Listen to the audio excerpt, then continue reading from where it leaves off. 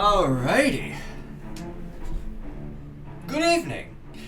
Before we begin today's entertainment, I want to say a few words about the sentiment, just let people enjoy things, because I agree. Everyone should be able to like whatever they like. However, taste being subjective does not mean that you get a free pass for throwing objectivity out the window. And it would be pretty embarrassing to spend all of your time getting mad about what strangers say online about a commercial product. But you already knew that, right? You know how cringe that would be to get that upset.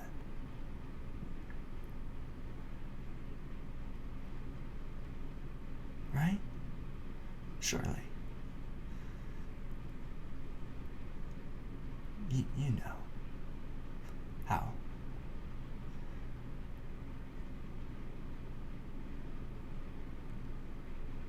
Embarrassing.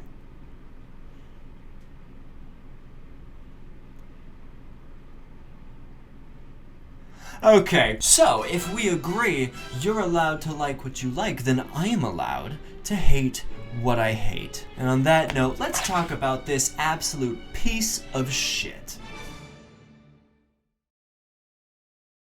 Placeholder introduction.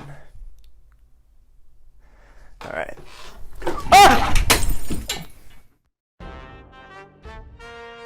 Yeah, so Twilight Princess is a bad game. Inconsistent themes, bloated dialogue, immemorable characters, and unnecessary mechanics plague this game at every turn. Although it's one of the most ambitious Zelda titles, it crumbles under the weight of its own expectations. The challenge with Twilight Princess is how do you take the Zelda formula and upgrade it in a way that feels natural and fun? Well, not like this, because it sucks.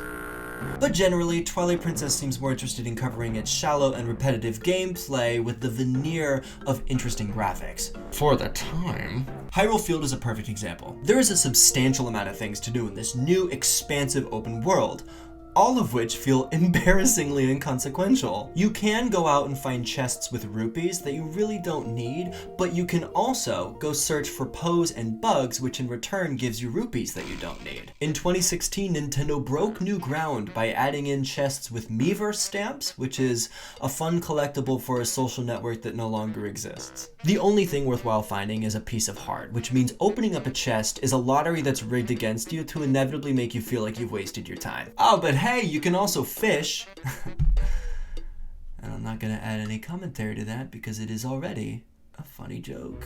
Instead of building out a world and letting the player explore it, every corner of this game is filled with trinkets of nonsense that does nothing but discourage exploration. Speaking of discouraging, for this installment, Nintendo decides to do full-on weirdo shit and just make Link a wolf. You know?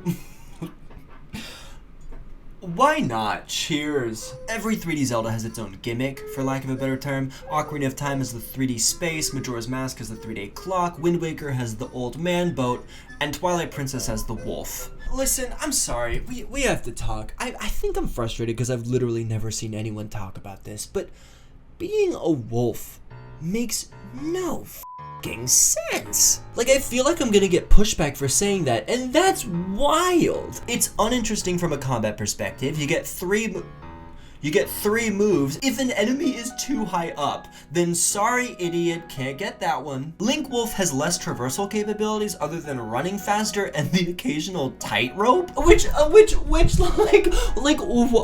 is the tightrope the mechanic they gave to the dog? And it gets worse because there's no thematic justification. There is no Zelda lore that alludes to dogs or wolves being anything. And then the game has the audacity to make you sing as it's so stupid, why? And I'm aware the game's justification for this is that it's the curse of the Twilight, but my point is that that's a shitty justification. Midna is cursed and turns into this, Twilight are cursed and turn into this, humans are cursed and turn into this, and then Link is cursed and turns into this. Okay. Half the time you turn into Wolf Link so you can break into houses. Hello? Is this thing on? What the fuck?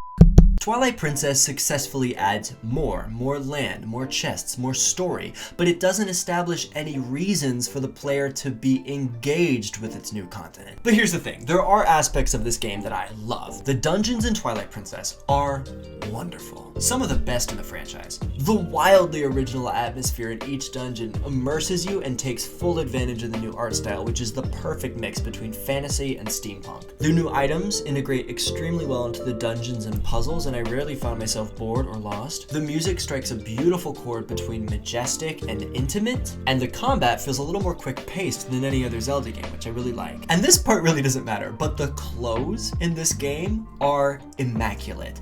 Every character that's dressed looks incredible. This is about as close as you can get to drag without shoving an entire d up your ass, and I love it. But unfortunately, my compliments end there. Which means we've made it to the most aggressively stupid part of Twilight Princess, which is all the original stuff. Most notably, the story, the characters, and the entire structure of the plot. In Twilight Princess, Zant is our antagonist, who has traveled from the Twilight Realm to rule a new kingdom. He takes over Hyrule and shrouds the land in twilight, so you are soon whisked off on an adventure that reveals you to be the chosen hero of the gods. Is what it says on the box, but in reality, Twilight Princess starts off at a whimper as you're forced to herd goats and do mundane tasks for children who have been scientifically designed to be the dumbest looking idiots on the planet. On my Twitch stream, I clocked in over 4 hours before I made it to the first dungeon. 4 hours of tutorials for mechanics, vague plots, and the introduction of these useless inbreds. Yeah, that's gonna be a no from me, dog. I once heard someone say as a positive, it's a boring introduction to a boring life, and Link likes it that way. And that is the dumbest thing I've ever heard. Like, if I say the first 4 hours of a game are boring and then you say it's boring on purpose, like, I can't prove you wrong. And listen, I understand the opening of this game is to let you experience the mundane nature of simple living. But my God, why does the tutorial have to be so slow?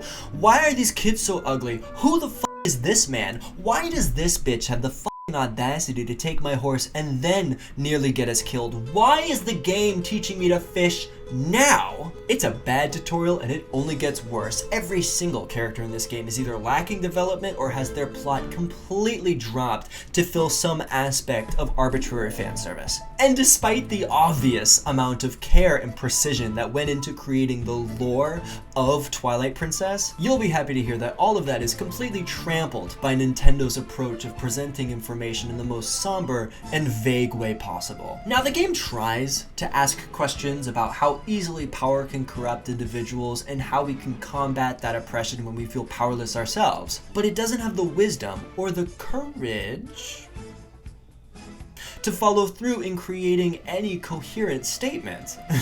Zant is consumed by his lust for power because of his resentments and insecurities, but then Minna destroys him, supposedly proving that power driven by lust is unproductive. But since Ganondorf has very similar motivations to Zant, the game turns a philosophical conversation into an arms race to see who can stab each other in the chest first. And it's that kind of inconsistent theming that continues to trickle down. And if I'm gonna be completely fair, this happens in every single Zelda game. However, Twilight Princess gets the most points dinged because it commits so hard to telling a story in the first place.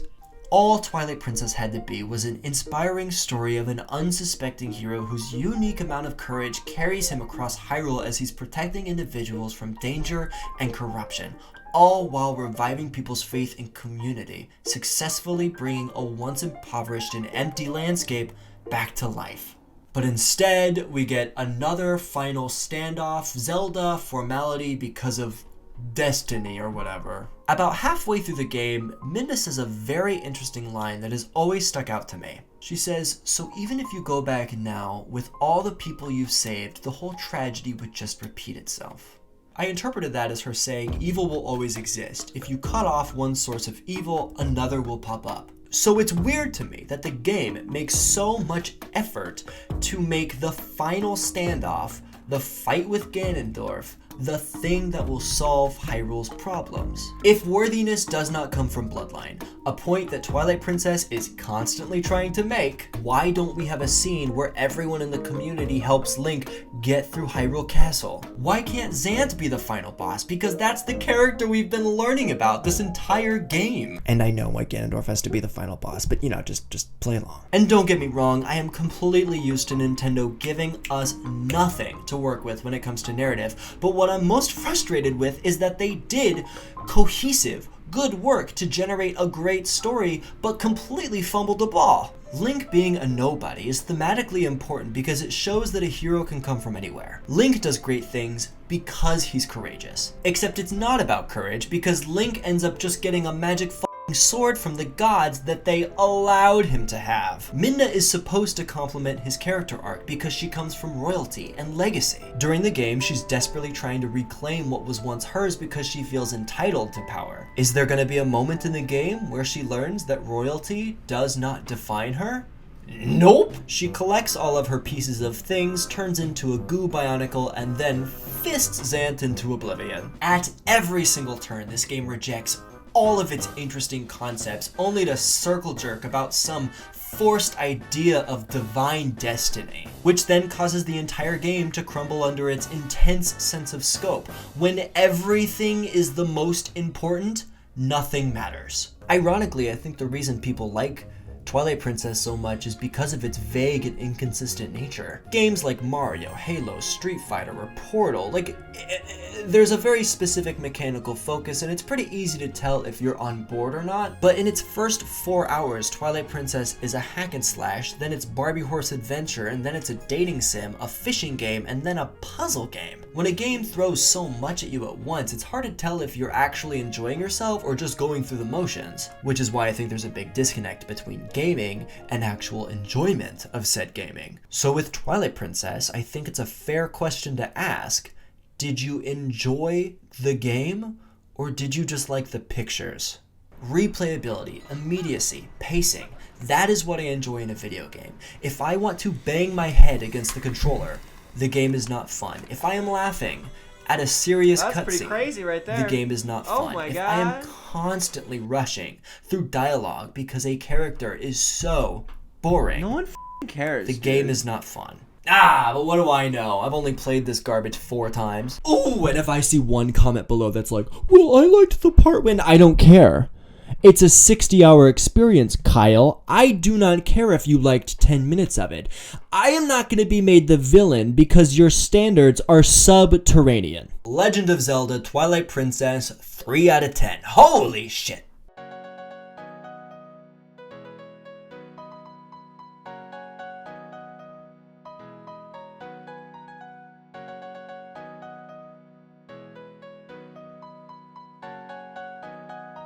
Oh, I forgot to say one more nice thing. The game is trash, but it's still better than Wind Waker.